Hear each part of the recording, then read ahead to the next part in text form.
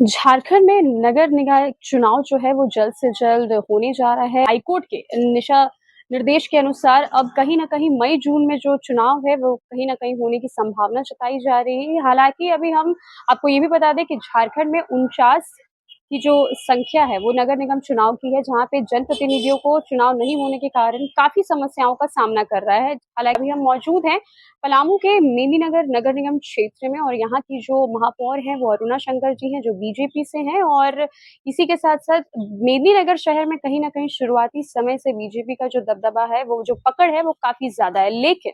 एक सबसे बड़ा सवाल जो उठकर सामने आ रहा है कि 5 साल का जो कार्यशाली नगर निगम क्षेत्र में रहा है, क्या वो काम सही से हुआ है? क्या इसकी वास्तविकता काम होने में, दिखने में और वास्तविकता में कितना अंतर है, ये भी हम बात करेंगे। अभी हम मौजूद हैं नगर निगम क्षेत्र का एक काफ़ी बड़ा प्रोजेक्ट जो कि कोयल रिवर फ्रंट का प्रोजेक्ट है। हालाँकि जो इसकी लागत है वो करोड़ों से भी कई गुना ज़्यादा लागत से ये प्रोजेक्ट को खड़ा किया गया था और प्रोजेक्ट की अगर मैं बात करूँ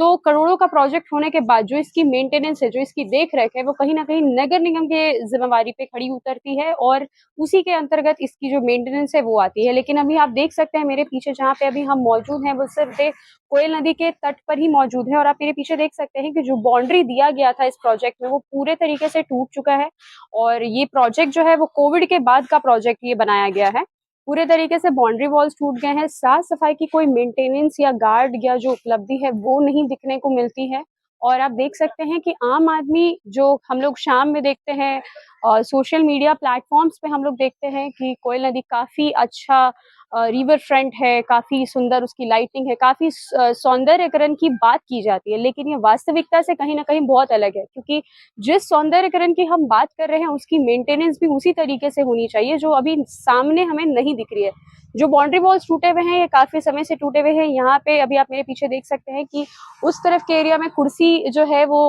रखी गई है, कुर्सी जो है वो सीमेंट का बनाया गया था। और कुर्सी होने के साथ-साथ वो जो कुर्सी है उसकी भी मेंटेनेंस नहीं है। यहाँ पे जहाँ पे अभी मैं खड़ी हूँ वहाँ पे भी जो कुर्सी की उपलब्धि है वो पूरे तरीके से उपलब्धि जो है वो कुर्सी की नहीं देखने को मिल रही है। बात की जाए मरीन ड्राइव की गार्ड सिक्योरिटी की, तो गार्ड सिक्योरिटी भी अभी तक उपलब्धि में नहीं पाए गए हैं कभी भी। हालाँकि सीसीटीवी कैमरा का जो निर्माण है वो अभी कुछ दिन पहले ही किया गया है कि जो लोग तोड़-फोड़ करते हैं उनके ऊपर कठोर से कठोर कार्रवाई की जाए। लेकिन ये देखने को नहीं मिलता है, ये सीसीटीवी कैमरा जो है वो अभी रिसेंट में ही यहाँ पर लगवाया गया है। अब देखना ये दिलचस्प होगा कि झारखंड का नगर निकाय चुनाव जो होने जा रहा है जिसमें कि तैयारी में जो लगभग-लगभग लोग जुट चुके हैं या जो बात करते हैं कि हम विकास की ओर काम करेंगे, चाहे हम